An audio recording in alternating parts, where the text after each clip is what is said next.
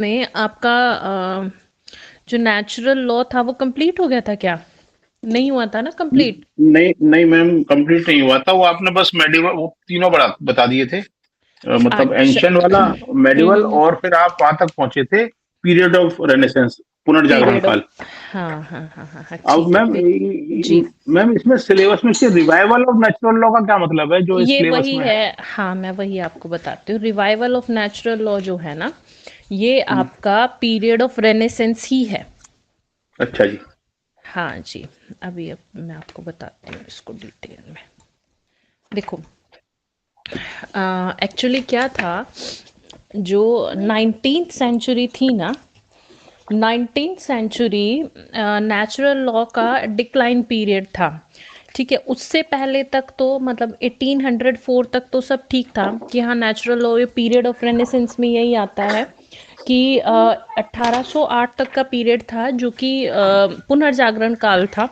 ठीक है, नए नए इसमें जूरिस्ट हुए, लेकिन जो 19th सेंचुरी आई ना, 19th सेंचुरी पॉजिटिविज्म के कारण ये इसका डिक्लाइन पीरियड हो गई। यानी इस समय पे नेचुरल लॉ थ्योरी को जो है ना पीछे रख दिया गया। क्यों रख दिया गया?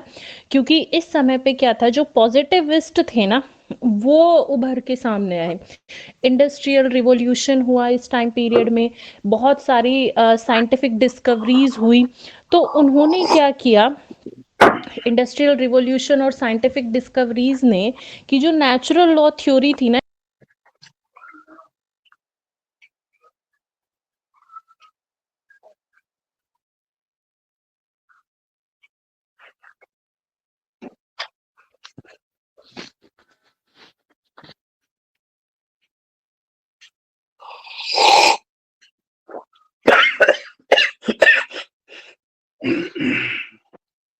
सॉरी।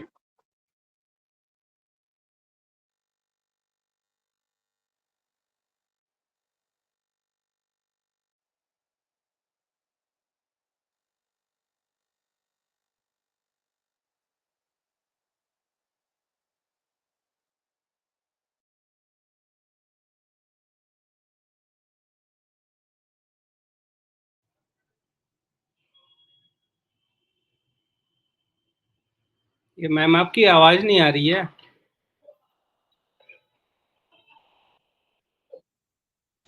हेलो, हाँ सॉरी सॉरी सॉरी।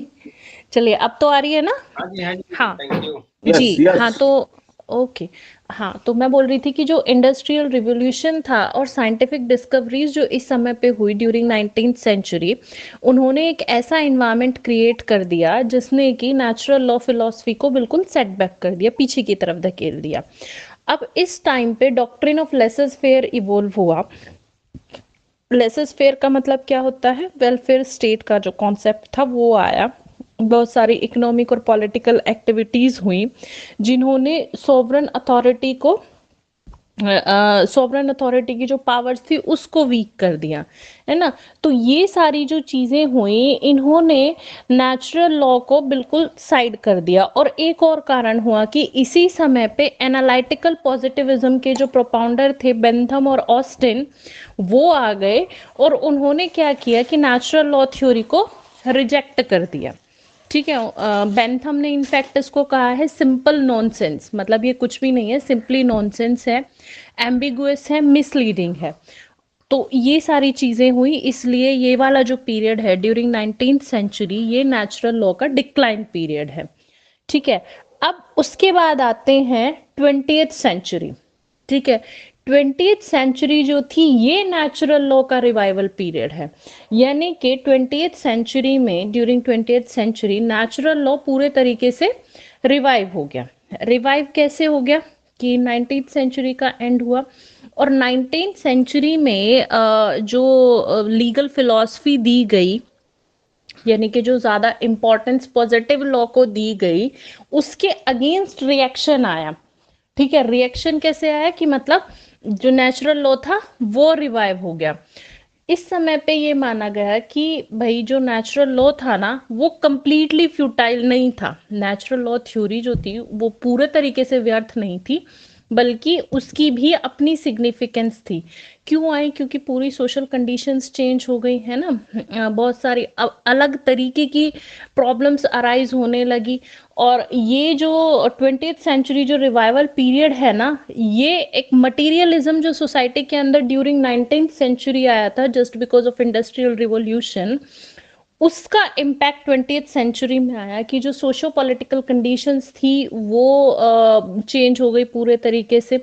और इस टाइम पीरियड में, इस 20th सेंचुरी में जो लीगल थिंकर्स थे, उनको ये लगा कि नहीं, कुछ वैल्यू ओरिएंटेड आइडियोलॉजी होनी चाहिए जिससे कि आगे लोगों का फर्दर मोरल डिग्रेडेशन ना हो।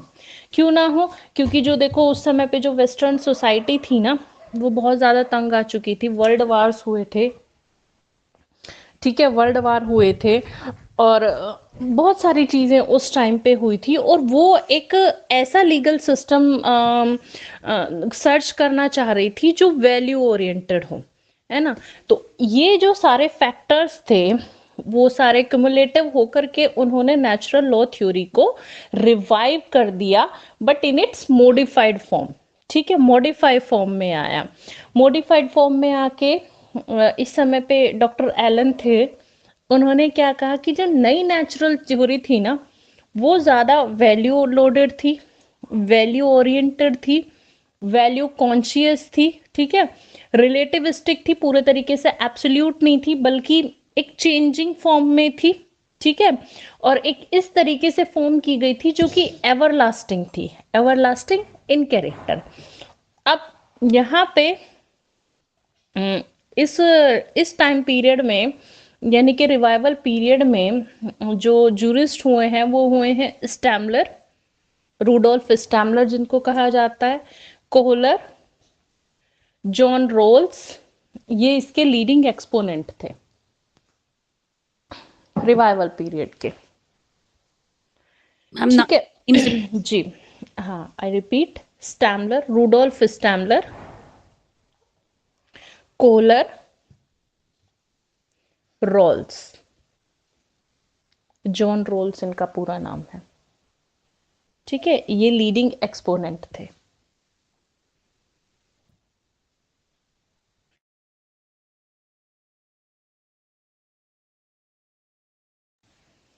ठीक है, अब आते हैं सबसे पहले रूडोल्फ स्टैमलर। 1856 से लेकर 1938 तक का इनका पीरियड है, रूडोल्फ स्टैमलर का। रोमन लॉ के ये प्रोफेसर थे जर्मन यूनिवर्सिटीज में, यूनिवर्सिटी ऑफ बर्लिन में भी ये एज अ प्रोफेसर रहे हैं। ठीक है, अब इन्होंने क्या कहा है, स्टैमलर के according all the positive law is an attempt at just law. मतलब जितने भी पॉजिटिव लॉ है ना, वो जस्ट लॉ बनने का प्रयत्न करते हैं। ठीक है, इनके अकॉर्डिंग जस्टिस क्या है? जस्टिस एक तरीके से हार्मनी ऑफ विल्स है, हार्मनी ऑफ विल्स और purpose with in the framework of social life. मतलब जो भी सोशल लाइफ है उसके अंतर्गत रहते हुए इच्छाओं का या जो भी पर्पसेस हैं उनके बीच में एक बैलेंस क्रिएट करना, एक सामंजस्य स्थापित करना ही न्याय है। ठीक है, अब इनके अकॉर्डिंगली जो हार्मनी ऑफ विल्स है या पर्पसेस है, ये वेराइज करती है समय और स्थान के अकॉर्डिंगली। मतलब हार्मनी ऑफ विल्स कुछ भी हो सकती है, लोगों की इच्छाएं कुछ भी हो सकती है, किसी भी तरीके से उनको बैलेंस किया जा सकता है, जैसा भी उस जगह का वो समय हो या जैसा भी वो स्थान हो उसके अकॉर्डिंगली। तो ये कहते हैं कि जो फंडामेंटल प्रिंसिपल्स होते हैं ना जस्ट लॉ के, वो दो प्रिंसिपल होते हैं जस्ट लॉ के। क्योंकि अभी मैंने पहले बताया था ना कि स्टैमलर के अकॉर्डिंग, स्टैमलर क्या कहते हैं कि all positive law is an attempt at just law. ठीक है, सबके सब जस्ट लॉ बनने का प्रयत्न करते हैं। तो अब बात आती है इनके अकॉर्डिंगली जस्ट लॉ क्या है।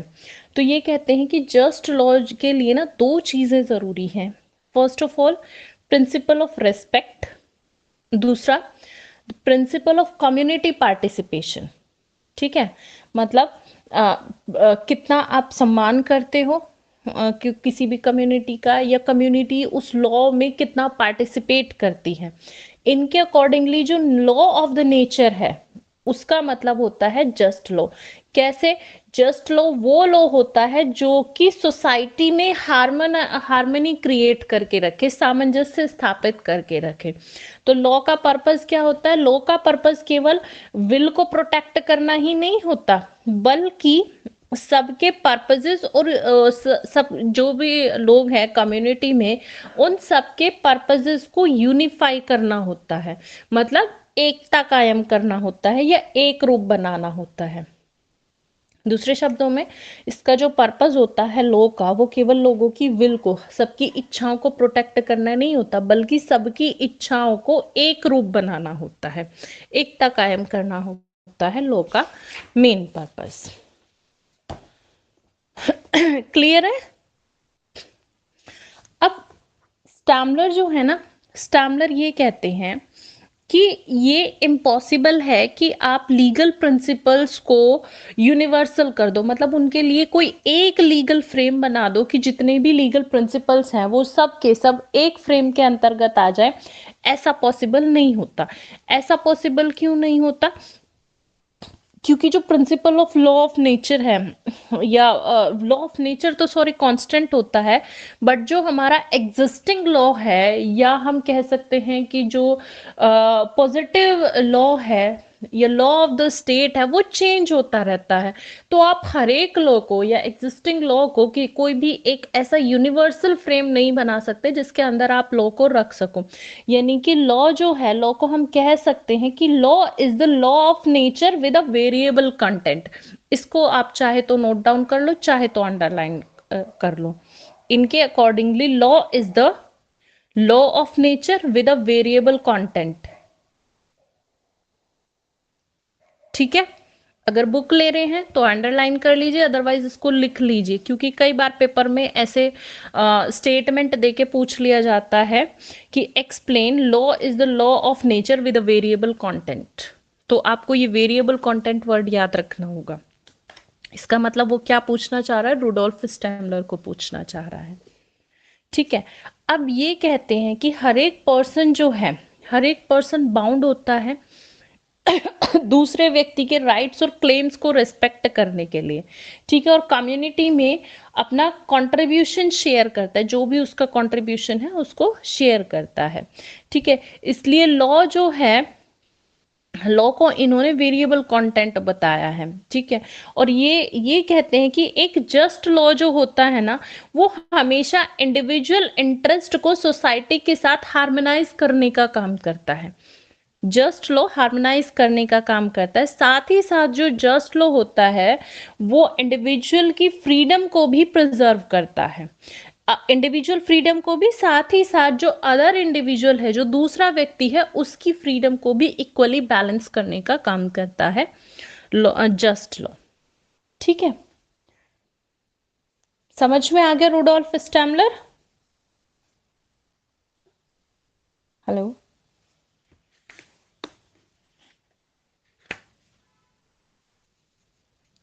हाँ जी, क्लियर है ना? 1856 से लेकर 1938 तक का इनका टाइम पीरियड है।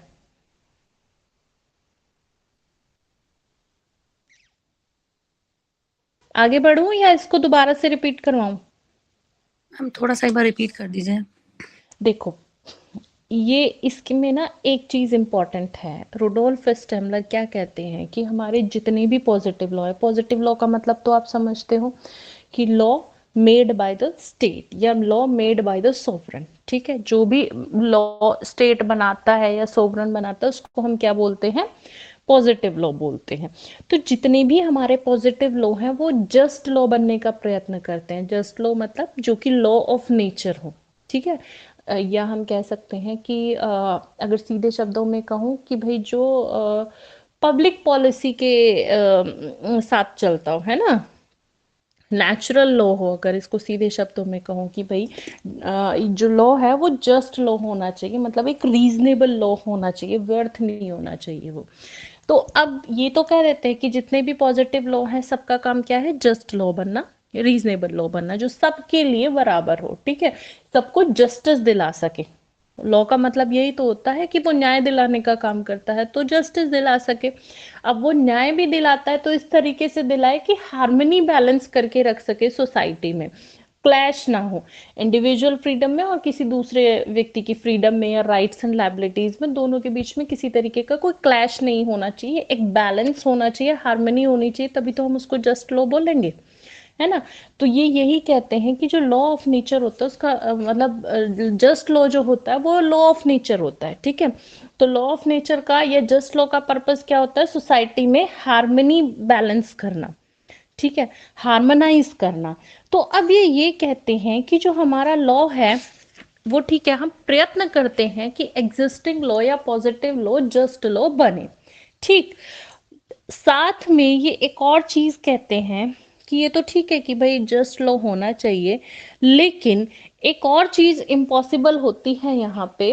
क्या इम्पॉसिबल होता है कि आप सबके लिए एक ही फ्रेम बना दो लीगल प्रिंसिपल का, मतलब ऐसा नहीं हो सकता कि same legal principles universal application रखे सब पे, एक साथ एक जैसे लागू हो सके। क्यों नहीं हो सकता? क्योंकि लॉ क्या होता है, लॉ जो होता है ना, law is the law of nature with a variable content. उसमें वेरिएबल कंटेंट होते हैं, कैसे होते हैं? According to the time and according to the needs of the society, according to the place. वो क्या होता रहता है? चेंज होता रहता है, डायनेमिक नेचर का होता है। लॉ अलग अलग जगह पे अलग अलग हो सकता है, और जैसे जैसे सोसाइटी की नीड्स चेंज होती हैं, स्टेटस चेंज होता है, डेवलपमेंट आता है सोसाइटी के अंदर, तो उसके अकॉर्डिंगली, उसकी सर्कमस्टांसेस के अकॉर्डिंगली, सिचुएशंस के अकॉर्डिंगली वो चेंज होता जाता है। इसलिए लॉ जो है वो वेरिएबल कंटेंट होता है ना, वेराई करता है। तो ये सिर्फ यही कहते हैं कि लॉ जो है वो जस्ट लॉ होना चाहिए उस समय की स्थिति के अनुसार, यानी कि वो हर किसी की लॉ इस तरीके का होना चाहिए जो हर किसी की जो विल है ना, उसको हार्मोनाइज करे, क्लैश ना करे सोसाइटी के अंदर। समझ में आया? मैडम ये रिलीजियन को लेके है या इन जनरल? नहीं, ये इन जनरल है। जो रिवाइवल पीरियड है उसमें रिलीजन की बात नहीं होती है, ठीक है। आप इसको मोरल लॉ से भी कनेक्ट कर सकते हो, ठीक। ओके जी। उसके बाद नेक्स्ट आते हैं हमारे सॉरी, ये तो हो गए हमारे रुडोल्फ स्टेमलर। फिर आते हैं रोल्स, जॉन रोल्स। देखो, जॉन रोल्स का जो टाइम पीरियड है वो 1921 से लेके 2002 तक का है,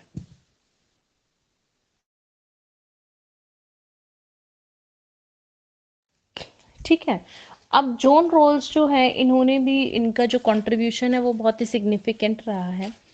इन्होंने दो बेसिक प्रिंसिपल्स दिए हैं जस्टिस के लिए। देखो, ये जो रिवाइवल पीरियड है ना, यहाँ पे मेन एम्फेसाइज जो हुआ है वो जस्टिस पे हुआ है ना, कि भाई जस्टिस क्या होगा, जस्टिस क्या होना चाहिए, उसके अकॉर्डिंगली लॉ क्या होना चाहिए, वो यहाँ पे ज़्यादा उसके ऊपर फोकस किया गया है। तो जॉन रोल्स कहते हैं कि जस्टिस के लिए दो बेसिक प्रिंसिपल होने चाहिए। पहला, equality of right to securing generalized wants including basic liberties, opportunities, power and minimum means of subsistence. दूसरा, social and economic inequalities should be arranged so as to ensure maximum benefit to the community as a whole. ये कहते हैं कि जो भी justice है उसके दो बेसिक प्रिंसिपल होते हैं। पहला तो इक्वालिटी ऑफ राइट, ठीक है। जो राइट्स है ना वो इक्वल होने चाहिए। क्यों होने चाहिए? ताकि वो जो जनरल नीड्स होती हैं लोगों की, उनको प्रोटेक्ट कर सके। जैसे कि आपकी बेसिक लिबर्टीज हो गई, है ना, और अपॉर्चुनिटी हो गई, मिनिमम मीन्स हो गए, उन सब को प्रोटेक्ट कर सके। सबका राइट्स, सबके जो, सबको इक्वल राइट्स दिया जाना चाहिए जस्टिस के लिए। दूसरा, ये कहते हैं कि सोशल और इकोनॉमिक इनइक्वालिटीज जो है ना, देखो कोई भी सोसाइटी है, ऐसा तो नहीं हो सकता कि एब्सोल्यूट इक्वालिटी मेंटेन की जाएगी। एब्सोल्यूट इक्वालिटी नहीं होती, रीजनेबल इक्वालिटी होती है। तो ये कहते हैं कि अगर सोशल और इकोनॉमिक इनइक्वालिटीज भी है किसी भी सोसाइटी के अंदर, तो वो भी इस तरीके से अरेंज होनी चाहिए ताकि कम्युनिटी को, पूरी कम्युनिटी को मैक्सिमम बेनिफिट दिया जा सके। इस तरीके से न्याय दिया जाना चाहिए। यानी न्याय देने के लिए दो चीजों को ध्यान में रखना चाहिए, एक तो इक्वालिटी ऑफ राइट्स होना चाहिए, दूसरा जो इनइक्वालिटीज हैं उनको भी इस तरीके से अरेंज किया जाए ताकि सबको ज्यादा से ज्यादा बेनिफिट मिल सके। तो जॉन रोल्स कहते हैं कि जो सोसाइटी है ना, उसका जो रेगुलेशन है वो उसको इस तरीके से रेगुलेट किया जाना चाहिए ताकि जो जस्टिस है वो फेयर जस्टिस सबको मिल सके, जस्टिस एंड फेयरनेस इफेक्टिवली उसके अंदर इम्प्लीमेंट हो। और जस्टिस और फेयरनेस जो होते हैं ना, ये केवल मोरल डॉक्ट्रिन ही नहीं होते बल्कि एक पॉलिटिकल कंसेप्शन भी होता है।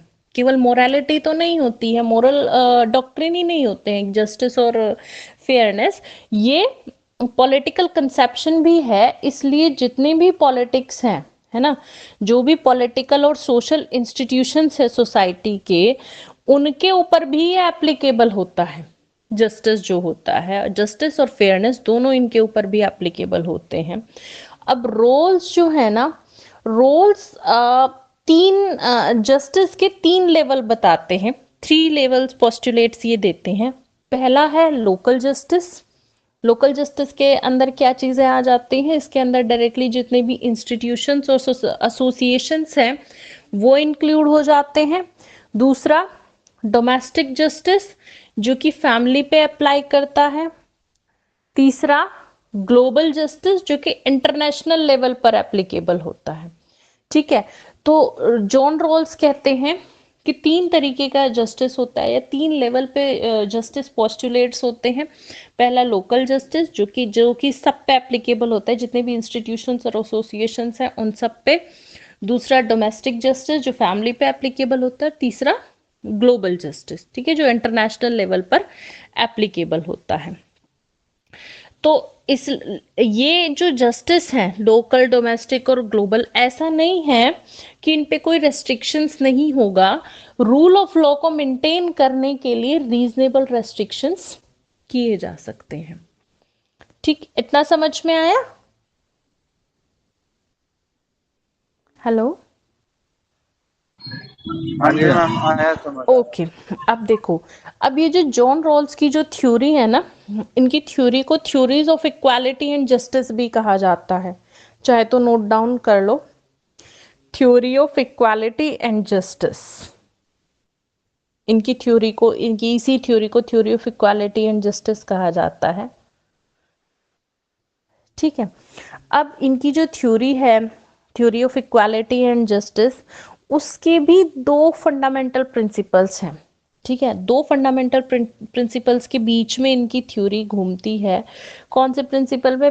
जो कि पहले मैंने बताए थे कि राइट टू इक्वालिटी, ये क्या कहते हैं कि हर एक पर्सन जो है उसको इक्वल राइट दिया जाना चाहिए, उसको बेसिक लिबर्टी दी जानी चाहिए जो कि दूसरों की लिबर्टी से कंपैटिबल हो, सेम हो। मतलब सीधे सीधे राइट टू इक्वालिटी दिया जाना चाहिए, right to equality to all the persons, ठीक है, who are living in a community. दूसरा, सोशल और इकोनॉमिक इनइक्वालिटीज इस तरीके से अरेंज की जानी चाहिए कि किसी को भी डिसएडवांटेज ना पहुंचे। ठीक है, हर किसी को जो भी उसकी पोजीशन है उसके अकॉर्डिंगली चीजों को अरेंज किया जाना चाहिए। तो अगर हम इनकी जो थ्योरी है, theory of justice and equality, उसको इंडियन सोसाइटी पर एप्लीकेबल करें, ठीक है, तो क्या आएगा कि हमारे यहाँ पे क्या चलता है, कास्ट और अलग अलग कास्ट है, अलग अलग कम्युनिटीज हैं। तो ये क्या कहना चाहते हैं कि जो भी कास्ट एंड कम्युनिटीज हैं, जितनी भी हैं, या जो भी मार्जिनलाइज्ड ग्रुप्स हैं, उनको या बैकवर्ड ग्रुप्स जो हैं उनको इस तरीके से अरेंज किया जाए ताकि सबको इक्वली बेनिफिट मिले, इक्वली प्रॉफिट मिले। और आफ्टर इंडियन इंडिपेंडेंस, कॉन्स्टिट्यूशन के जो फ्रेमर्स थे उन्होंने इसी चीज को ध्यान में रखते हुए कॉन्स्टिट्यूशन के अंदर जो हमारे फंडामेंटल राइट्स डाले हैं, या हम कह सकते हैं कि जो रिजर्वेशन पॉलिसी भी इनकॉर्पोरेट की गई थी, वो इसी के बेस पे की गई थी। ठीक है, क्लियर हो गया?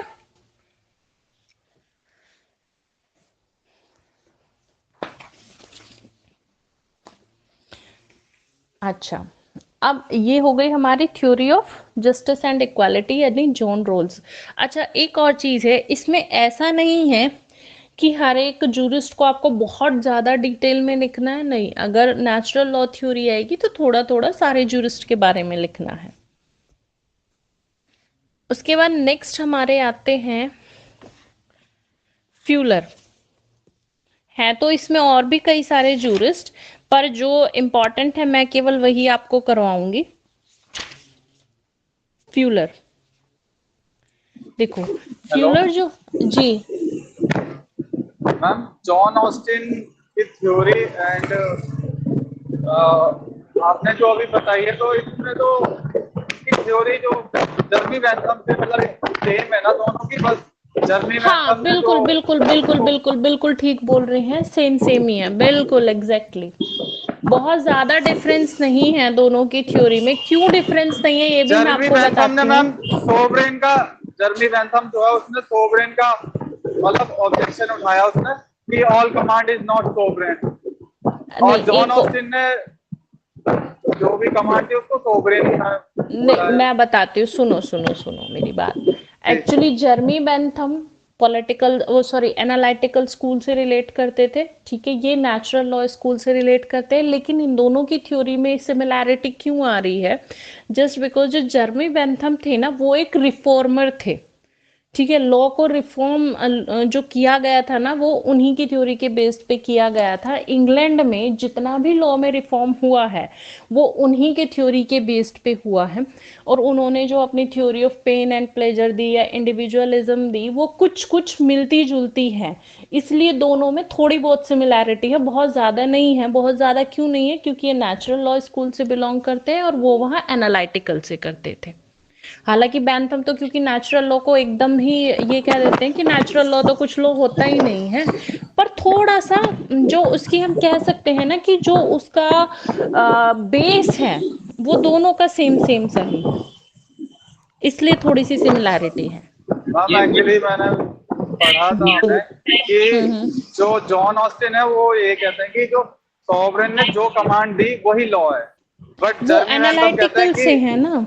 जी हाँ, जी जर्मी जी जी बेंथम जी। कहते हैं कि ऑल जो भी सॉवरेन ने कमांड दी वो पूरी तरीके से लॉ नहीं है, हाँ बिल्कुल ठीक सुपीरियर। है, जी जी बिल्कुल ठीक है, लेकिन दोनों अलग अलग स्कूल से बिलोंग करते हैं। जर्मी बेंथम और जो ऑस्टिन है, वो एग्जिस्टिंग लॉ के बारे में बात कर रहे हैं और ये अपनी आइडियोलॉजी दे रहे हैं।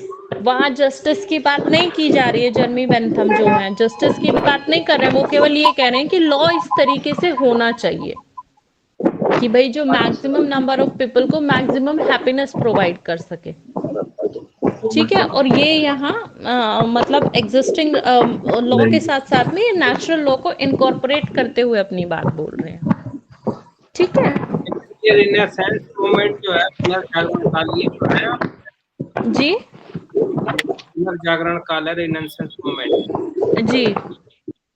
इसमें ये डिक्लाइन ऑफ लॉ थ्योरी में क्या दोनों एक ही है क्या ये? अरे नहीं भाई, सुनो, ऐसा है, टाइम पीरियड अलग अलग है दोनों तीनों का। भैया आपका एंशियंट टाइम पीरियड आ गया, मिडिवल आ गया, पुनर्जागरण काल आ गया, उसमें थोड़ा सा और रिफॉर्म हुआ। 19th सेंचुरी में पूरे तरीके से उसको कट कर दिया गया। बेंथम और ऑस्टिन जो है वो 19th सेंचुरी के ही तो हैं, जो नेचुरल लॉ को बिल्कुल साइड कर देते हैं कि ऐसा है भाई, नेचुरल लॉ कुछ नहीं होता है, लॉ वो है जो कि सोवरन ने कह दिया। बेंथम ये कह देते हैं कि भाई लॉ ठीक है, जो सोवरन ने कह दिया वो तो ठीक है, लेकिन भाई लॉ इस तरीके से होना चाहिए ताकि वो लोगों को हैप्पीनेस प्रोवाइड कर सके। इंडिविजुअल लिबर्टी को उन्होंने ज्यादा प्रायोरिटाइज किया, ठीक है। उसके बाद अब क्योंकि अब जनता वो 19th सेंचुरी का जो इंडस्ट्रियल रिवॉल्यूशन हुआ उससे त्रस्त हो गई है ना, तो चीजें चेंज हो गई। अब चीजें चेंज होने के कारण ये माना गया कि नहीं, एक ऐसी आइडियोलॉजी भी होनी चाहिए भाई जो मतलब एक उसमें मोरालिटी भी थोड़ी बहुत इंक्लूड हो, क्योंकि मटेरियलिज्म से लोग त्रस्त हो गए थे, वर्ल्ड वॉर हुआ था, लोग परेशान थे, तो इतना ज्यादा बिलीफ मटेरियलिस्टिक चीजों में नहीं रहा था, तो तब जाके नेचुरल लॉ का रिवाइवल हुआ है। ठीक है, मैम ये वर्ल्ड वॉर का कंटेंट भी डाल सकते हैं? हाँ बिल्कुल डाल सकते हो, क्यों नहीं डाल सकते, बिल्कुल डालिए। ठीक है, थैंक यू। वेलकम। अब क्लियर है? Yes ma'am. अच्छा Yes, जी। अच्छा, अब उसके बाद आते हैं फ्यूलर। ठीक है, फ्यूलर जो थे वो मॉडर्न नेचुरल लॉ फिलॉसफी के लीडिंग सपोर्टर थे। ठीक है, अब ये कहते हैं फ्यूलर जो है वो कहते हैं कि लॉ और morality they are necessarily correlated, दोनों आवश्यक रूप से कोरिलेटेड होनी चाहिए, लॉ और मोरालिटी। वो कहते हैं कि कोई भी जो लॉ होता है, ठीक है, गुड लॉ हम जिसको कहते हैं, उसके अंदर जस्टिस या मोरालिटी इंक्लूड होती है। आप इज को ओट से अलग नहीं कर सकते हो। ठीक है, फ्यूलर डिनाई करते हैं कि किसी भी तरीके का रिजिड सेपरेशन नहीं हो सकता between the is and ought aspects of law. तो लॉ जो है, लॉ एक पर्पसिव सिस्टम होता है जिसका मेन पर्पस क्या होता है कि लीगल रूल्स को जो भी लीगल रूल्स हैं उनको रेगुलर गाइडेंस देना और सही से लॉ का मेन पर्पस क्या होता है कि ह्यूमन कंडक्ट को कंट्रोल करना और लीगल रूल्स के थ्रू उनको गाइडेंस देना। तो जो भी हर एक जितना भी जो भी लीगल सिस्टम होता है उसको 8 रिक्वायरमेंट्स फुलफिल करनी चाहिए, मतलब 8 रिक्वायरमेंट्स इन्होंने दी हैं कि अगर वो ये रिक्वायरमेंट्स फुलफिल करता है then that will be the effective law रहेगा। 8 कौन कौन सी रिक्वायरमेंट इन्होंने बताई हैं? पहली, there should be definite rules होने चाहिए, वेग नहीं होने चाहिए, ठीक है, इनडेफिनिटनेस नहीं होनी चाहिए। रूल्स जो हैं they must be well publicised, मतलब उनका जो पब्लिकेशन है, पब्लिश है, अच्छे से वो पब्लिश होने चाहिए ताकि लोगों को पता तो चले कि अच्छा ये भी रूल बना है। ठीक है, नेक्स्ट कि कोई भी रेट्रोस्पेक्टिव लेजिस्लेशन की एब्यूज नहीं होनी चाहिए, मतलब there should be no abuse of retrospective legislation. Retrospective legislation क्या होता है? भूतलक्षी कैसे? मतलब आपने जो भी लेजिस्लेशन बनाया है पहले उसका कंट्राडिक्शन नहीं होना चाहिए, या कंट्राडिक्शन भी है तो इस तरीके से नहीं होना चाहिए कि आप उसको डिसरेस्पेक्ट करो, या आप ऐसे कर दो कि भाई जो पुराने लेजिस्लेशन के अंतर्गत जितने भी मैटर्स थे उन पे भी नए वाला एप्लीकेबल होगा। इस तरीके से नहीं होना चाहिए। जो भी लेजिस्लेशन बनाया जा रहा है इट शुड बी प्रोस्पेक्टिव, ठीक है, भविष्य में एप्लीकेबल होने वाला होना चाहिए। मैम इन्होंने रेट्रोस्पेक्टिव को वो कर दिया क्या, मतलब ये क्या कर दिया? रेट्रोस्पेक्टिव तो चलता ही है ना कभी भी किसी भी नहीं, सारे लॉज रेट्रोस्पेक्टिव नहीं होते हैं। ठीक है, कोई एक आध लॉ ऐसा होता है जो कि रेट्रोस्पेक्टिव होगा, अदरवाइज हर एक लॉ जो है, आप अभी भी देख लो, इवन दो अभी ये BNS आया है ना, भारतीय न्याय संहिता आई है, CRPC का भारतीय नागरिक सुरक्षा संहिता आई है, भारतीय साक्ष्य अधिनियम आए हैं 2023। अगर आप इनका भी जो पढ़ोगे ना, एप्लीकेबिलिटी पढ़ोगे, तो वो क्या है कि वो 1 जुलाई 2024 से एप्लीकेबल हुए। ठीक है, अब पुराने जितने भी मैटर्स हैं वो नई IPC या CRPC से नहीं कवर्न होंगे, वो पुराने वाली से ही होंगे। ठीक है, यानी कि इनका भी रेट्रोस्पेक्टिव इफेक्ट नहीं है, इनका प्रोस्पेक्टिव इफेक्ट है। रेट्रोस्पेक्टिव इफेक्ट का मैं आपको एक एग्जांपल देती हूँ। जो हमारा निर्भया केस हुआ था ना, उसके बाद 2013 में अमेंडमेंट आया था क्रिमिनल लॉ के अंदर, तो एक्ट बनने से पहले रेगुलेशन पास किया था प्रेसिडेंट ने दिसंबर में।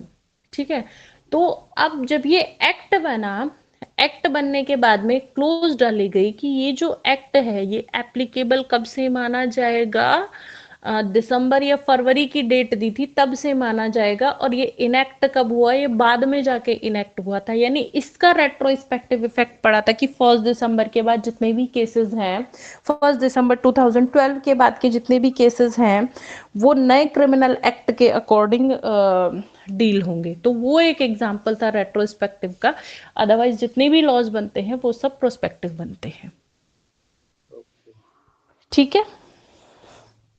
अच्छा, नेक्स्ट जो ये 4th रिक्वायरमेंट देते हैं वो ये कहते हैं कि ये जो रूल्स हैं वो इजीली अंडरस्टैंडेबल होने चाहिए, मतलब Excuse me, आसानी। madam, yes. ये इधर आईपीसी भी रहेगा, बीएनएस भी रहेगा? हाँ, जो पुराने लॉज हैं, जो पुराने केसेस चल रहे हैं वो तो आईपीसी से डील होंगे, लेकिन जो 1 जुलाई के बाद में जो भी केसेस होंगे वो बीएनएस से डील होंगे, ओके। है ना। बट मैम जी। हमारे तो सिलेबस में आईपीसी नहीं है ना, नहीं, आपके में बीएनएस है। नहीं, आपको जी बीएनएस पढ़ना है। हमें तो ओनली बीएनएस ही पढ़ना है। हाँ हाँ हाँ, आपको बीएनएस ही पढ़ना है। Okay okay. जी। अच्छा, उसके बाद 4th पॉइंट आ गया कि इजीली अंडरस्टैंडेबल होनी चाहिए, आसानी से समझ आने वाले होने चाहिए। नेक्स्ट है कि ये जो रूल्स है they must be practicable. Practicable होने चाहिए, मतलब ऐसा नहीं होना चाहिए कि किसी भी पर्सन की कैपेसिटी से बाहर ही हो, उनकी पावर या कैपेसिटी से, ऐसा कुछ भी उनमें नहीं होना चाहिए। कंट्राडिक्टरी या इनकंसिस्टेंट नहीं होने चाहिए जो भी एग्जिस्टिंग रूल्स हैं उनसे।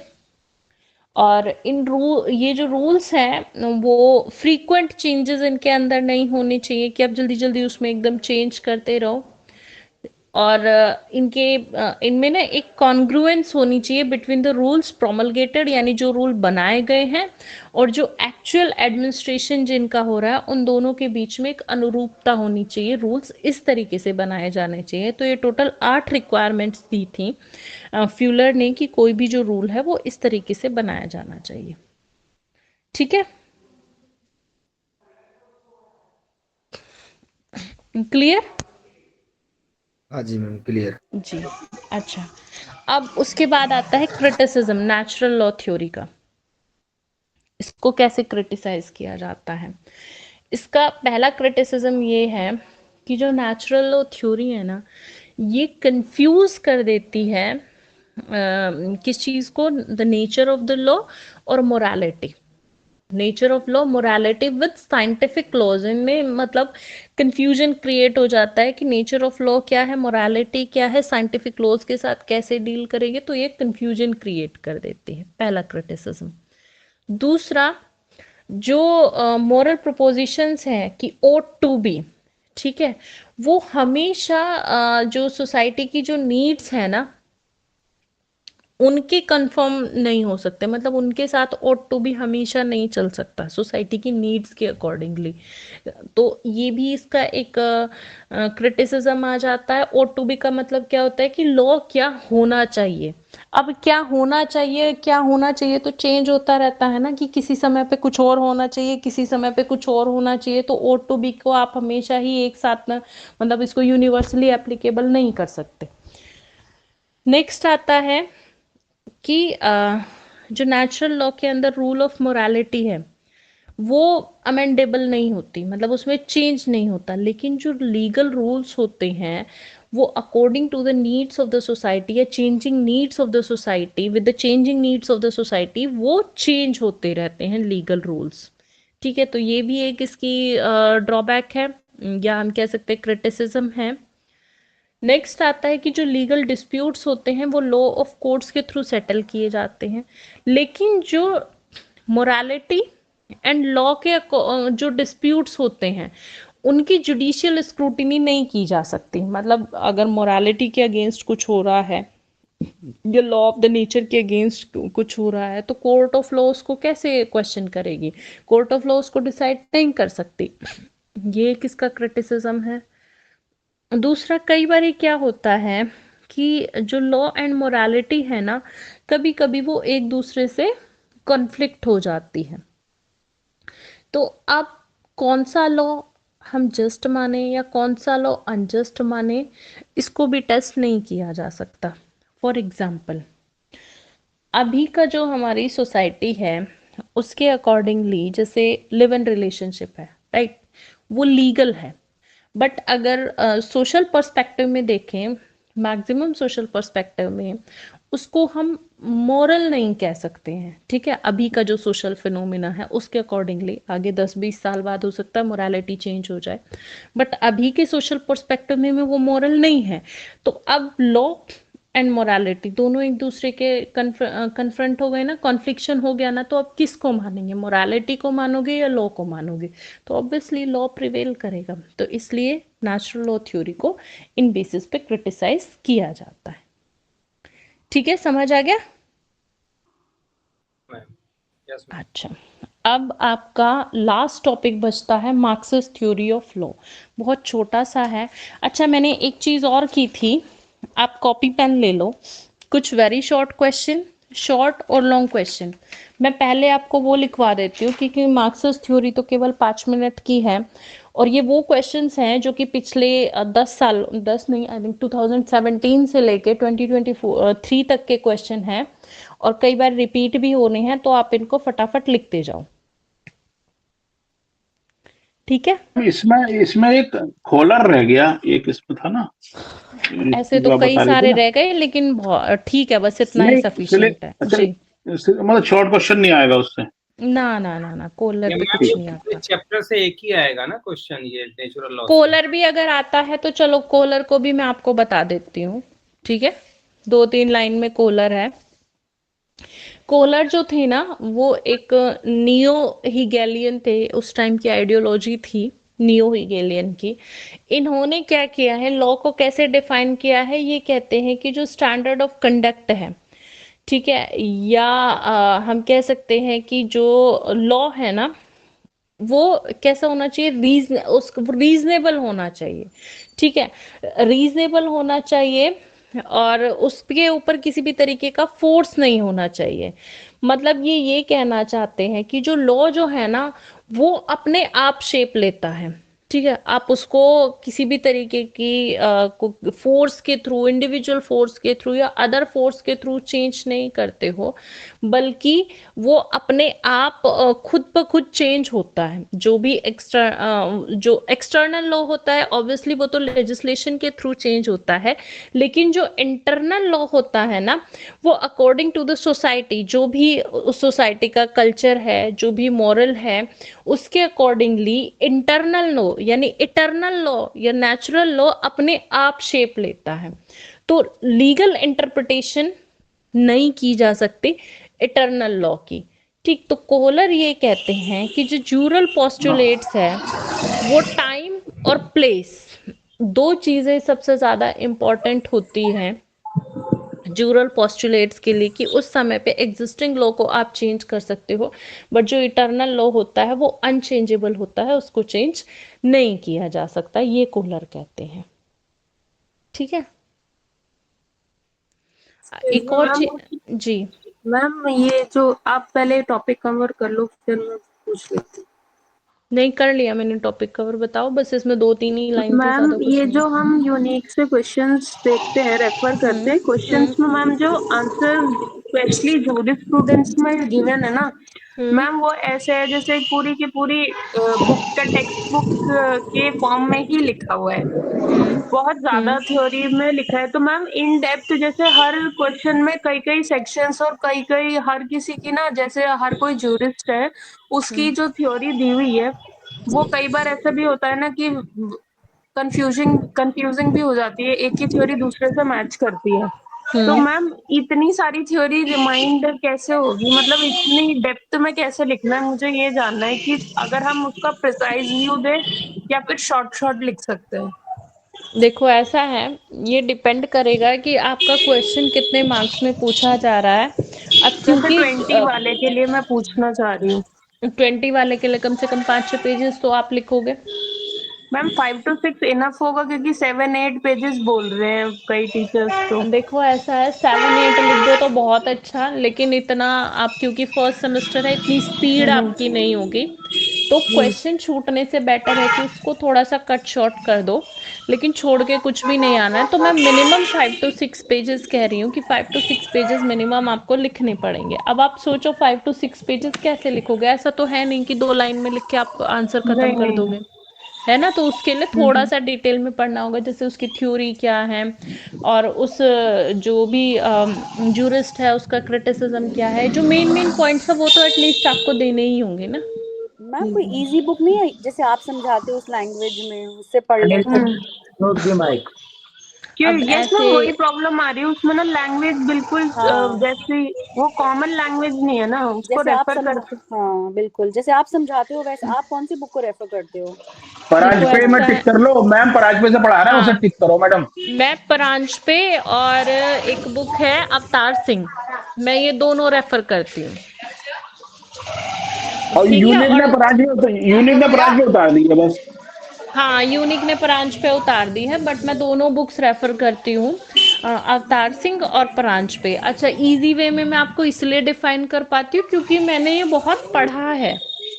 ठीक है, ऐसा नहीं है कि मैं फर्स्ट टाइम जूरिस्प्रूडेंस पढ़ा रही हूँ तो वो चीजें याद हो जाती हैं जब आप लंबे टाइम तक पढ़ाते रहते हो, अरे इसलिए मैम मैं आप थोड़ा लोग सा तो ऐसे एग्जाम देते हो जुडिशरी वगैरह के, आपका मुकाबला थोड़ी कर सकते हैं हम लोग, आपको तो रट्टी पड़ी है नहीं पूरी किताब। नहीं, मेरा मतलब जो लैंग्वेज इजी हो रही है ना वो मुझे पता है कि आपको कैसे समझाना है, उसका इंटरप्रिटेशन मैं इसीलिए कर पाती हूँ।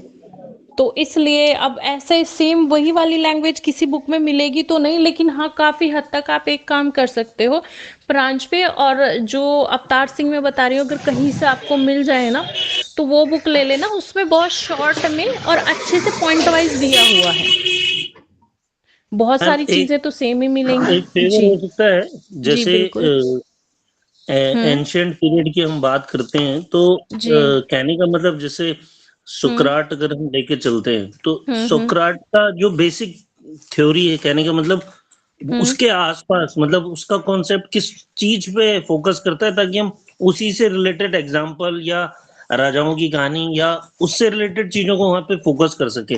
तो ऐसा हर एक का क्योंकि कुछ ना कुछ परसेप्शन है, क्योंकि आप हम तो ऐसा करो, आप एक एक वर्ड हर एक का लिख लो, ठीक है ना।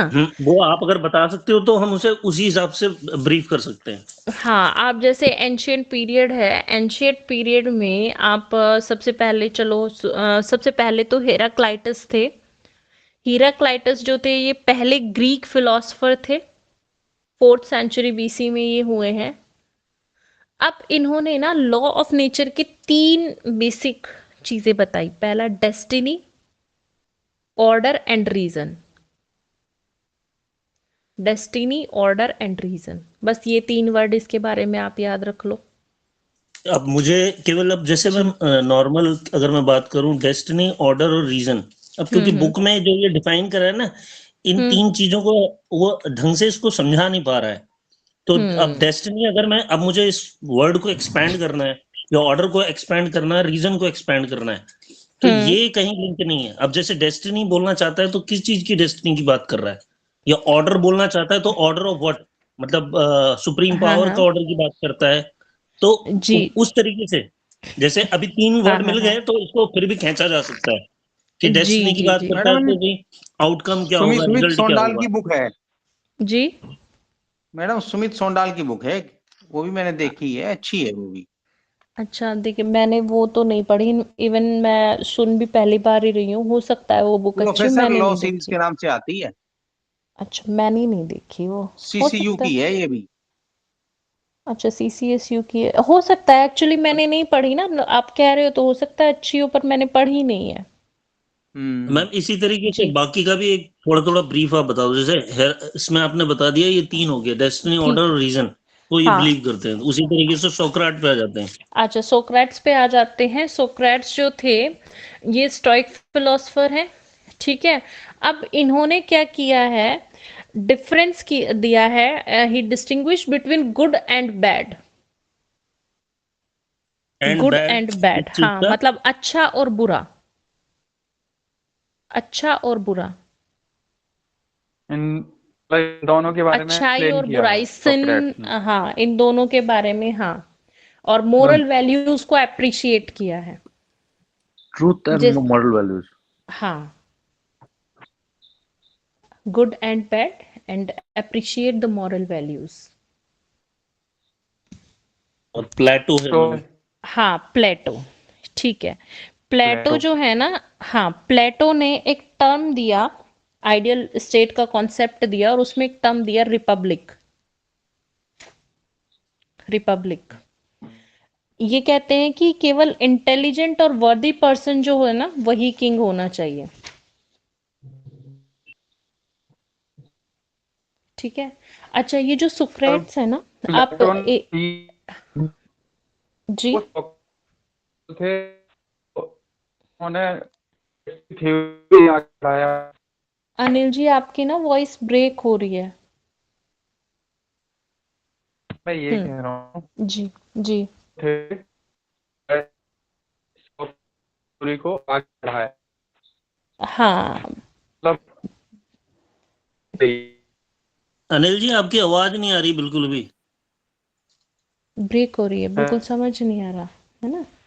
अच्छा, हाँ, एक और चीज आप लिखो, ये जो सोक्रेट्स हैं या सुकरात है ना, इस पे वेरी शॉर्ट लिख लो आप, क्योंकि ये एक बार पूछा गया था वेरी शॉर्ट में। जी ठीक क्वेश्चंस है। लगा रही हैं। Right A short note on Socrates या सुकरात,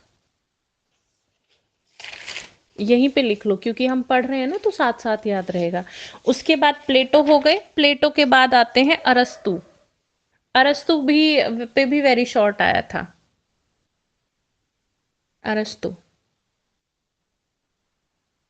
अच्छा, अरस्तु जो है ना, इन्होंने ना जो मेन वो, हाँ, इन्होंने नेचुरल लॉ को डिफाइन किया है किस तरीके से कि reason unaffected by desires.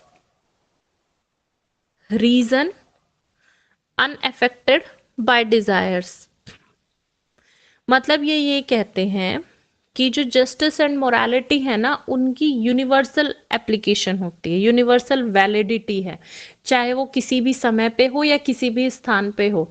Justice और मोरालिटी सब जगह सेम होते हैं, है ना।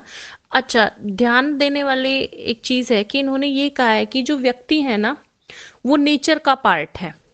राइट, कैसे है? दो तरीके से। पहला, एक तो वो he is a creation of God, ठीक है, गॉड की क्रिएशन है। दूसरा, ही possesses insight and reason which enable him to articulate his action। ठीक है, एक तो वो ईश्वर द्वारा बनाया गया है, ईश्वर की क्रिएशन है, और दूसरा उसके पास इतनी इंसाइट और रीजन है, मतलब इतना दिमाग है, इतनी इंसाइट है कि वो क्या कर सकता है, उसी के बेस पे, अपने रीजन के बेस पे, अपने तर्क क्षमता के बेस पे, इंसाइट के बेस पे ही एक्शन लेता है। इसलिए लॉ एंड मोरालिटी सब जगह सेम होती है। आप ये लिख सकते हो इनके बारे में।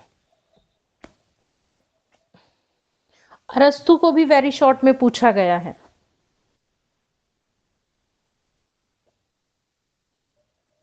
मैम, रोमन ये है natural law in Roman system. हाँ जी, रोमन सिस्टम, ठीक है। इसमें भी है। नेचुरल, हाँ, इसमें तो मतलब फिलोसफर नहीं है, इसमें आप लिख सकते हो। इसमें दो टर्म है, जस्ट सिविल। एक्चुअली जो रोमन लॉ था ना, उसको डिवाइड कर दिया गया था, जस्ट सिविल जो कि रोमन्स पर एप्लीकेबल होता था केवल। दूसरा, जस्ट जेंटियम, ठीक है, जस्ट जेंटियम जो कि सब पे एप्लीकेबल होता था।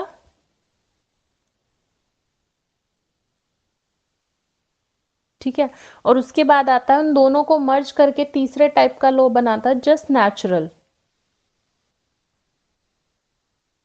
जस्ट नेचुरल जो कि हर एक पे एप्लीकेबल होता था।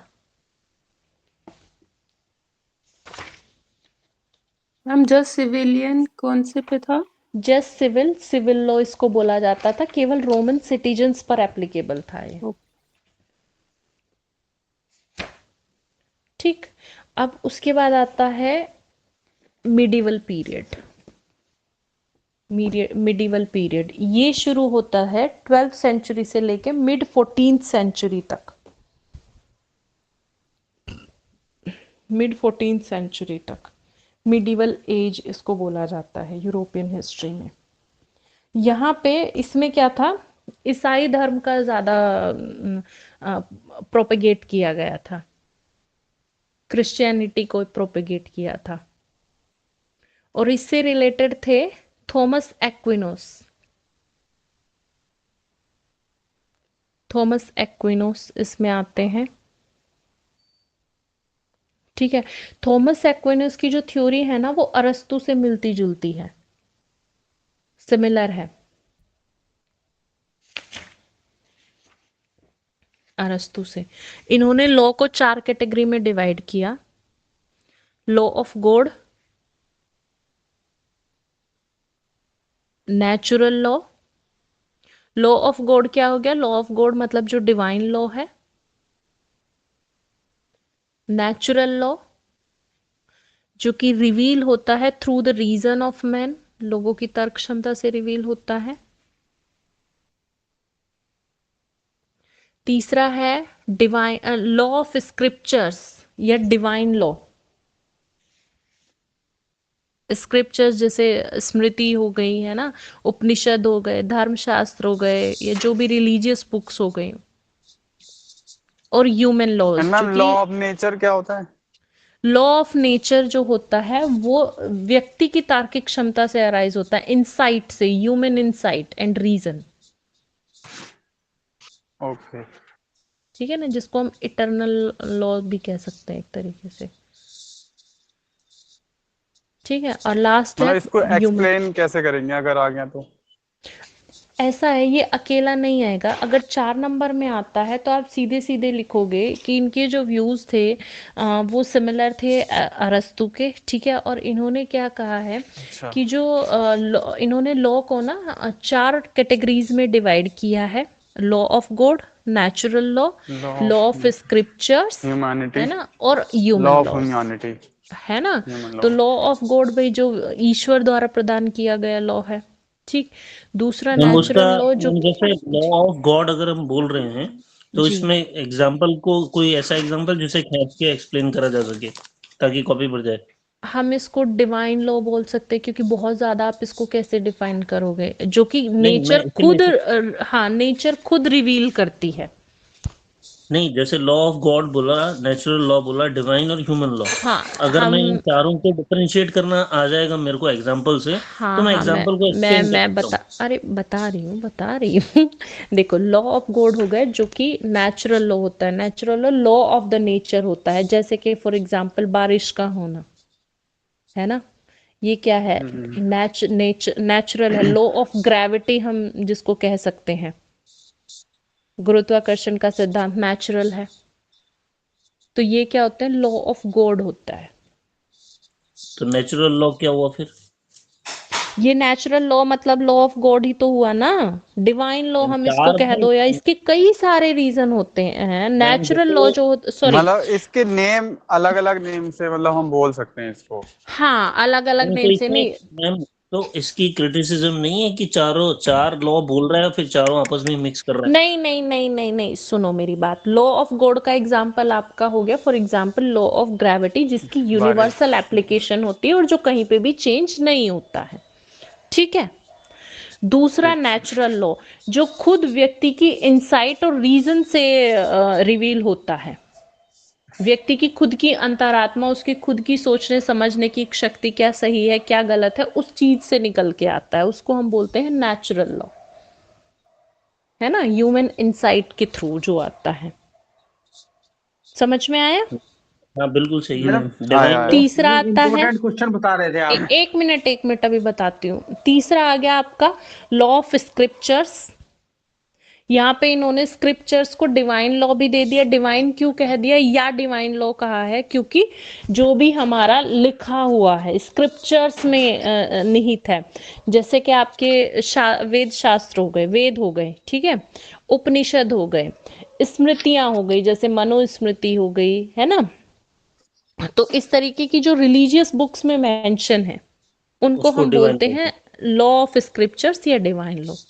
फोर्थ आता है आपका ह्यूमन लॉज। ह्यूमन लॉज में laws made by the human being, ठीक है। अब समझ में आया? Thank you. ओके। जो उसके बाद लोगों ने आता है हमारा, बनाया। जी जी बिल्कुल, पीरियड ऑफ रेनेसेंस आ जाता है।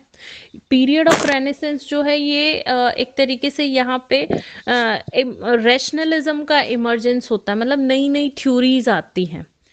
ये जो पीरियड है, पीरियड ऑफ रेनेसेंस, इसमें जो रीजन है, रीजन को फाउंडेशन माना गया है सारी थ्योरीज का। रीजन मतलब आपकी तर्क क्षमता का। और यहाँ पे आ जाते हैं आपके सोशल कॉन्ट्रैक्ट्स,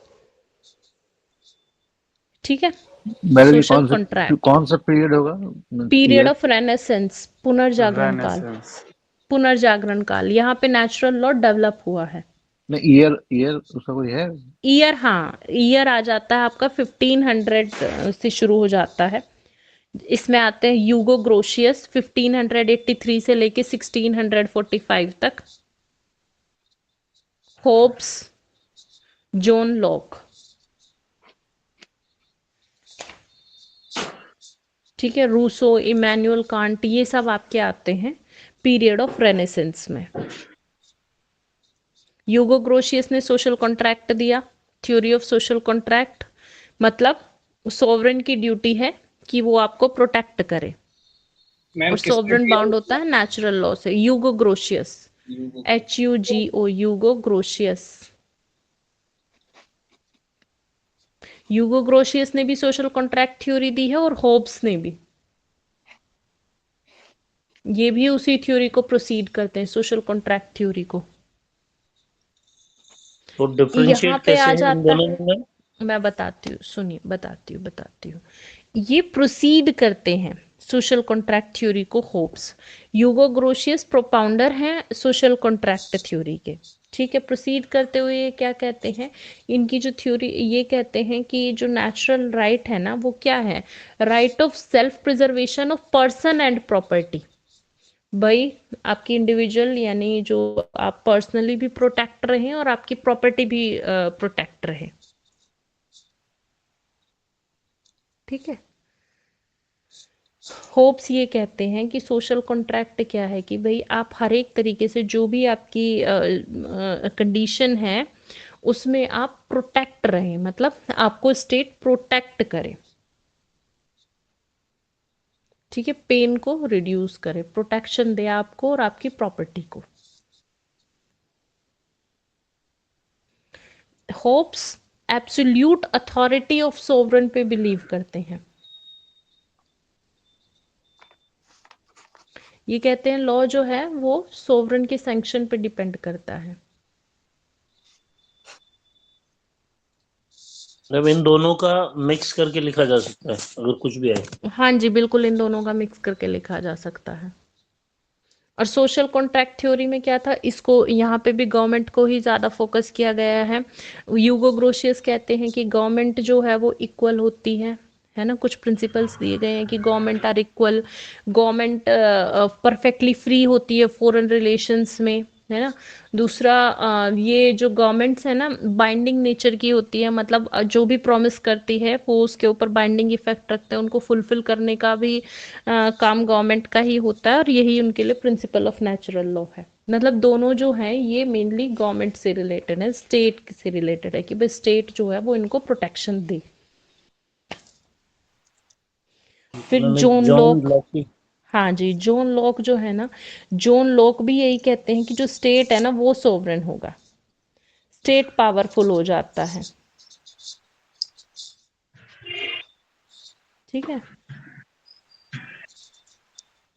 इसमें मतलब इनसे कुछ अलग, मतलब इसकी थ्योरी क्या बोलती है बेसिकली? जॉन लॉक की थ्योरी, हाँ मैडम मतलब ये यूरोपियन जी सिविलाइजेशन का टाइम क्या है? जी यूरोपियन सिविलाइजेशन का ही टाइम है ये, ओ, है ना।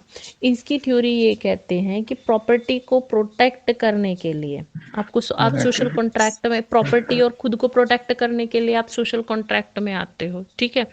लेकिन ये कहते हैं कि ये जो कॉन्ट्रैक्ट होता है इसमें ऐसा नहीं है कि आप सारे के सारे जो राइट्स हैं वो स्टेट को दे देते हो, नहीं, कुछ उसमें से बच जाते हैं, जैसे कि राइट टू लाइफ हो गया, लिबर्टी हो गया, प्रॉपर्टी हो गया, वो आप अपने पास रखते हो। बाकी जितने भी राइट्स हैं जब आप स्टेट के साथ कॉन्ट्रैक्ट करते हो, सोशल कॉन्ट्रैक्ट होता है, वो सब के सब स्टेट के पास चले जाते हैं, केवल यही कुछ राइट्स बचते हैं, ठीक है। और स्टेट का मेन काम क्या होता है, गवर्नमेंट का मेन पर्पस क्या होता है कि लॉ को मेंटेन करना, और जो भी आपके नेचुरल राइट्स है, नेचुरल राइट्स कौन से हो गए, जैसे कि आपका राइट टू लाइफ हो गया, लिबर्टी हो गया, प्रॉपर्टी हो गया, इनको प्रोटेक्ट करना, ये स्टेट का मेन काम होता है या गवर्नमेंट का।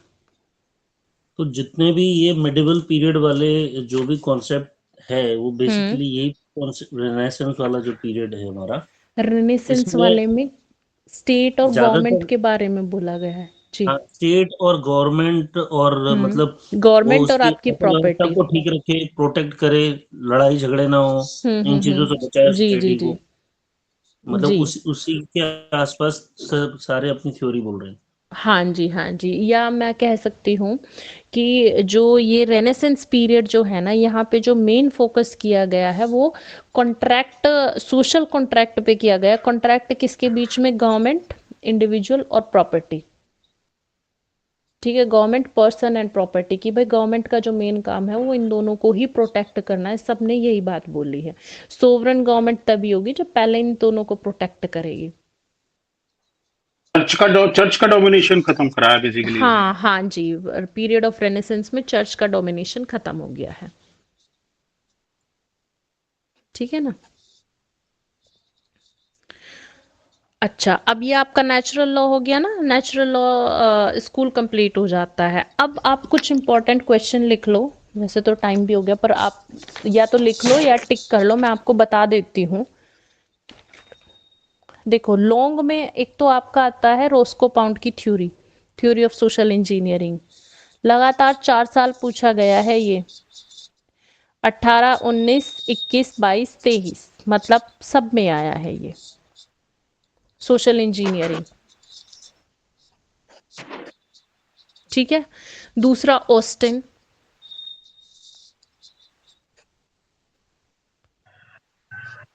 तीसरा definition, nature, scope and utility of jurisprudence. तीसरा बताइएगा। Definition, nature, scope and utility of jurisprudence.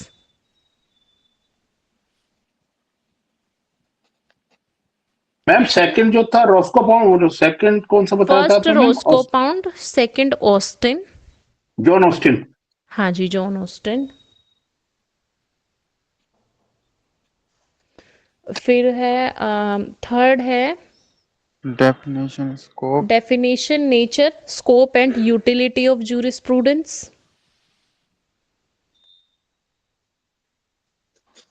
Utility. हाँ जी, यूटिलिटी। ठीक है। फिर है कैल्सन प्योर, रियलिस्टिक मूवमेंट यानी realistic school.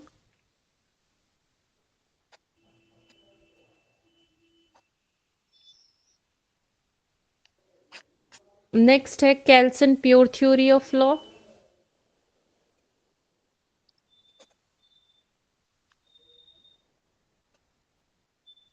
Natural law theory, जो नेचुरल स्कूल है, आज मैंने आपको कराया है ये। मैडम फिफ्थ वन क्या था? Kelsen. Kelsen pure theory of law.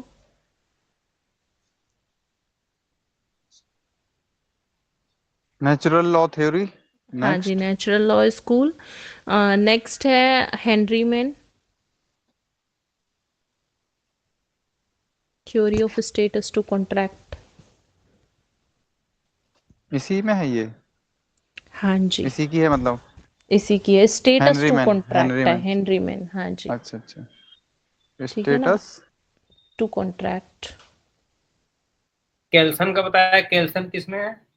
अरे अब ऐसे नहीं बोलो किस में है, आप लिख लो बस Kelsen Kelsen. Pure pure theory है। ऑफ लॉ है, प्योर कैल्सन की थ्योरी ऑफ थ्योरी लॉ तो है पढ़नी एनालिटिकल स्कूल में। ठीक है। जी उसके मैम। बाद है आपका इकोनॉमिक अप्रोच टू लॉ, या हम इसको बोलते हैं मार्क्सिस्ट लीगल थ्योरी। ये आपका भी रहता है, ये मैं आपको भी करा दूंगी 5 मिनट में। मैम इसमें 10 का भी नौ मिल में जाएगा और 20 के भी मिल जाएंगे ना कि अगर हाँ साथ आते हाँ हैं। जी हाँ जी, ये तो मैं आपको लॉन्ग इसलिए बता रही हूँ ना क्योंकि ये पिछले 5 साल में लॉन्ग में आए हैं, ये फिर शॉर्ट में भी आते हैं, वेरी शॉर्ट में भी आ जाते हैं, वो भी मैं आगे बताऊंगी, लेकिन तो आप आपने इनको नाइन्थ लॉन्ग का क्या के। बताया, नाइन्थ का क्वेश्चन, नाइन्थ का? Ninth social solidarity, Duguit. Duguit अच्छा, डिग वेट। जी। अच्छा, एक मैम क्वेश्चन आया सोशल है, डिस्पैरिटी है ना ये? सोशल सोलिडेरिटी, सामाजिक ओके। समेकता, सामाजिक चेतना, है ना। नेक्स्ट है relation between law and morality, law and morality, इसमें फ्यूलर आ जाएगा जो नेचुरल लॉ में बताया था ना। एक्चुअली ये वाला जो टॉपिक है ना, वैसे ये आपका आउट ऑफ सिलेबस है। क्यों आउट ऑफ सिलेबस है? क्योंकि ये टॉपिक आपका नेक्स्ट वाले उसमें आता है, law second law part and में, लॉ मोरालिटी। And morality. हाँ, अच्छा, relation between. Law and morality. Chances ma'am कम है इसके आने के। हाँ, ये लेकिन कई बार वेरी शॉर्ट में पूछा जाता है, तो ये इतना तो ये कॉमन चीज़ है कि आप बता दोगे लॉ एंड मोरालिटी में क्या है। कि पहले क्या था, इसको मैं वैसे बता देती हूँ साथ साथ, ऐसा ना हो कि नहीं बताया था। देखो पहले क्या होता था कि जो सोसाइटी थी कस्टम के अकॉर्डिंग रेगुलेट होती थी, ठीक है। तो हर एक सोसाइटी के जो मॉरल वैल्यूज़ थे वो अलग अलग थे, उनकी कस्टम्स के अकॉर्डिंगली थे। लेकिन आगे चल के जब जो स्टेट है वो सिविलाइज्ड हुआ या डेवलप हुआ, तो क्या हुआ कि बहुत सारे जो रूल्स एंड रेगुलेशंस थे, वो जो कस्टम्स थी उनसे अडॉप्ट कर लिए गए, ठीक है। तो लॉ और मोरालिटी दोनों एक दूसरे के एंटी नहीं हुए, बल्कि दोनों हम कह सकते हैं कि वही जो कस्टम्स थे, कस्टम्स में जो मोरालिटी थी, उन्हीं को एक तरीके से कॉडिफाइड कर दिया गया। अब अगर डिफरेंस की बात करें तो मोरालिटी और लॉ के बीच में आगे चलकर अभी जो प्रेजेंट मॉडर्न ईरा है, ये ईरा ऐसा आया कि इन दोनों के बीच में डिफरेंशिएट कर दिया। लॉ अलग हो गया, मोरालिटी अलग हो गया। मोरालिटी क्या होता है कि जो भी आपकी इनर, हम कह सकते हैं कि जो इनर कॉन्शियसनेस होती है उसको हम मोरालिटी बोलते हैं, है ना। तो लॉ क्या है? लॉ आपका जो law made by the legislature या मेड बाय द सोवरन, है ना। सोवरन अथॉरिटी जो भी रूल्स एंड रेगुलेशंस बना देती है उनको हम लॉ कहते हैं। तो कई बार ये दोनों एक दूसरे के पैरेलल चलते हैं, एक दूसरे को सपोर्ट करते हैं, बट कभी कभी डिफ्रेंशिएट हो जाते हैं, मोरालिटी अलग हो जाती है और लॉ अलग हो जाते हैं। लॉ के अंदर मोरालिटी इंक्लूड हो भी सकती है और नहीं भी हो सकती है। फॉर एग्जाम्पल, जो चीज़ मोरल है ज़रूरी नहीं है कि वो चीज़ लीगल भी हो। जैसे कि मैंने आपको अगर मैं एग्जाम्पल दूं कि आप मान लो किसी नदी के किनारे जा रहे हैं, वहां पे कोई बच्चा डूब रहा है, ठीक है। तो अब ये आपकी मोरल ड्यूटी तो है कि आप उसको बचाओ, अगर आपको स्विमिंग आती है, या आप कोशिश करो कि भाई उसको बचा लिया जाए, आवाज लगाओ, कुछ भी करो, एनीथिंग एल्स। लेकिन अगर आप कुछ भी नहीं करते, चुपचाप खड़े होके देखते रहते हैं, ठीक है, तो हो सकता है कि आपने अपनी मोरल ड्यूटी फुलफिल नहीं की हो, बट लीगली आपकी कोई ड्यूटी नहीं बनती है।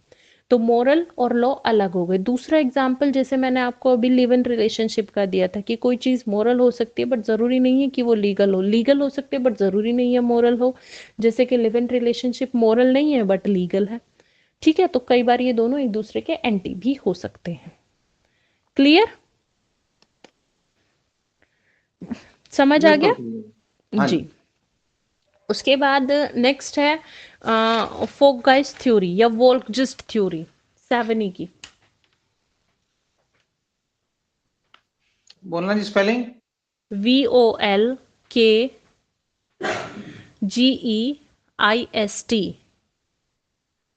मैम सारा सिलेबस ही हो गया इसमें तो। हाँ जी, बिल्कुल सारा सिलेबस हो गया। अब ये मैंने आपको लॉन्ग में बता दिया ना, अब शॉर्ट में सुनो, शॉर्ट में भी सेम है। लॉ एंड मॉरल्स लॉन्ग में बता दिया, ये शॉर्ट में भी पूछा गया है, ठीक है। दूसरा, हाँ, एक और चीज पूछी गई है, jurisprudence is the I of law. ये जब मैंने आपको डेफिनेशन कराई थी ना, वहाँ डेफिनेशन में भी लिखा आया था कि ये कोटेशन है, स्टेटमेंट है जॉन लास्की का। जॉन लास्की वो कहते हैं कि जूरिस्प्रूडेंस जो है वो विधि की एक आंख है।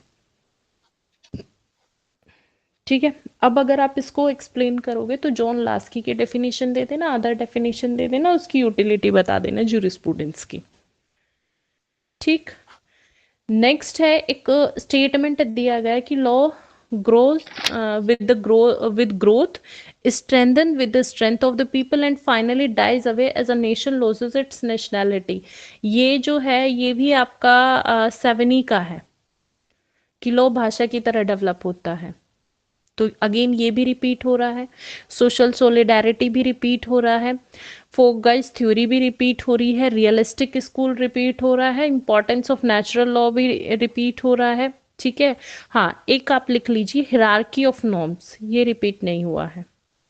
हाँ ये भी रिपीट हुआ है, केल्सन की जो प्योर थ्योरी ऑफ लॉ है उसमें ये आ जाता है हिरार्की ऑफ नॉर्म्स, आता है ना। हाँ पिरामिड वाली, हाँ जी पिरामिड वाली या ग्रैंड नॉर्म वाली, है ना। मार्क्सिस्ट थ्योरी भी आपकी रिपीट हो गई, तो सेम चीज वही रिपीट हो गई शॉर्ट में भी। अब वेरी शॉर्ट में आ जाओ। वेरी शॉर्ट में आपका मनु को पूछा गया है कई बार, मनु, इसको मैं बताऊंगी। बेंथम, बेंथम वैसे सिलेबस में नहीं है पर पूछा गया है, बेंथम का सुन लो। बेंथम की थ्योरी है थ्योरी ऑफ यूटिलिटेरियनिज्म या theory of pain and pleasure, very short में पूछा गया है। बहुते लगा दी ऐसी theory of pain and pleasure या थ्योरी ऑफ यूटिलिटेरियनिज्म। बेंथम कहते हैं कि लॉ जो है ना, लॉ ऐसा होना चाहिए जो मैक्सिमम लोगों को मैक्सिमम सुख दे सके। ठीक है, सामंट, सामंट डेफिनेशन में आपका आ जाता है।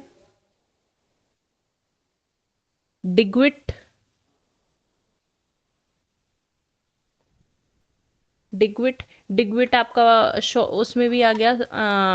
लॉन्ग में इनकी थ्योरी है सोशल सोलिडारिटी।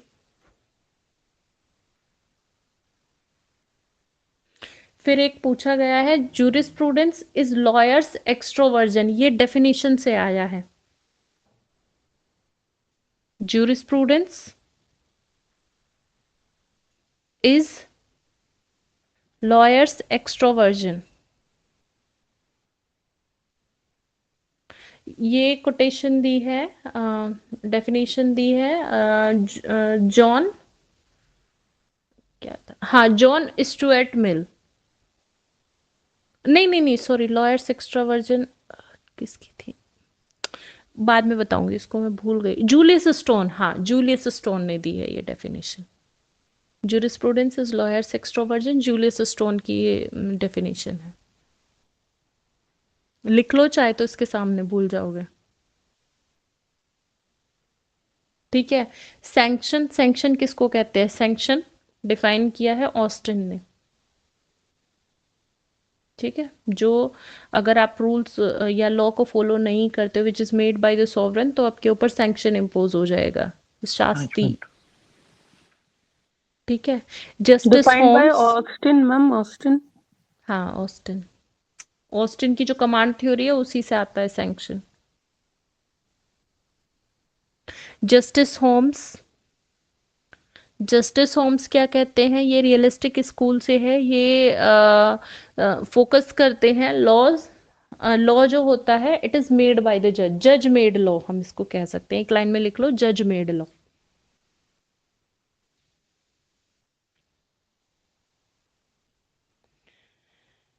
एक क्वेश्चन और पूछा गया है यहाँ, does international law is law according to Austin, तो नहीं जी, ऑस्टिन कहता है international law is a weak law.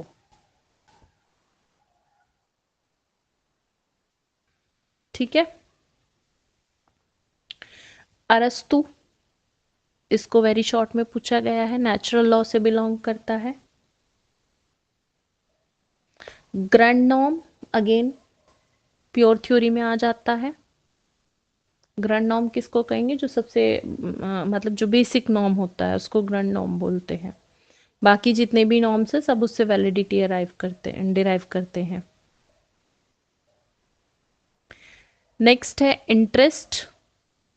Interest आता है आपका सोशल इंजीनियरिंग थ्योरी में कि लॉ जो है वो ऐसा होना चाहिए जो लोगों के इंटरेस्ट को प्रोटेक्ट करे।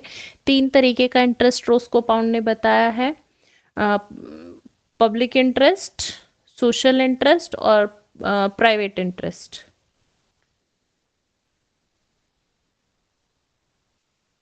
ठीक है, फिर सोशल सॉलिडारिटी शॉर्ट में भी पूछ लिया, मॉरल लॉज भी पूछ लिया। हाँ, एक और है थ्योरी ऑफ लिविंग लॉ, ये आपके सिलेबस में नहीं है, ये दी है इहरलिच ने, इहरलिच, EHRILICH, इहरलिच।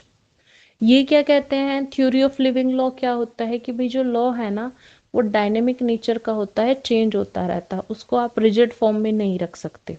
इसी को इन्होंने लिविंग लॉ कहा है कि according to the circumstances law change होता रहता है, फैक्ट्स और सर्कमस्टांसेस के बेस पे। थोड़ा सा डिटेल में नेक्स्ट क्लास में बताऊंगी। ठीक है, फिर जूरिस्प्रूडेंस एंड पॉलिटिकल साइंस, ये आपका, या जूरिस्प्रूडेंस एंड लेजिस्लेशन, ये आपका जब आप स्कोप पढ़ोगे ना जूरिस्प्रूडेंस का, उसके अंदर दिया गया है। ठीक है, जनरल एंड पर्टिकुलर जूरिस्प्रूडेंस, ये दोनों टर्म किसने दी हैं, जब जूरिस्प्रूडेंस को ऑस्टिन ने डिफाइन किया है तब दो तरीके का जूरिस्प्रूडेंस बताया था, जनरल एंड पर्टिकुलर। बस जी, ये आपके इंपॉर्टेंट हो गए जो पिछले 6-7 सालों पूरा तो सिलेबस हो गया मैम, इसमें पूरा सिलेबस हो गया। हाँ जी, ये मैंने आपको इसलिए बताया क्योंकि लास्ट क्लास में आप बोल रहे थे ना मैडम वेरी शॉर्ट के लिए अलग बताओ, शॉर्ट के लिए अलग बताओ, लॉन्ग के लिए अलग बताओ, तो इसलिए मैंने आपको बताया ताकि आपको पता चल जाए कि भाई टॉपिक वही है, उसी में से शॉर्ट बनते हैं, उसी में से वेरी शॉर्ट बनते हैं। मैडम आपने तो पूरा डरा ही दिया बिल्कुल। कुछ नहीं डरा है, ये जितना भी सिलेबस है जो मैंने पहले आपको बताया था ना कि ये टॉपिक कर लो, उसी में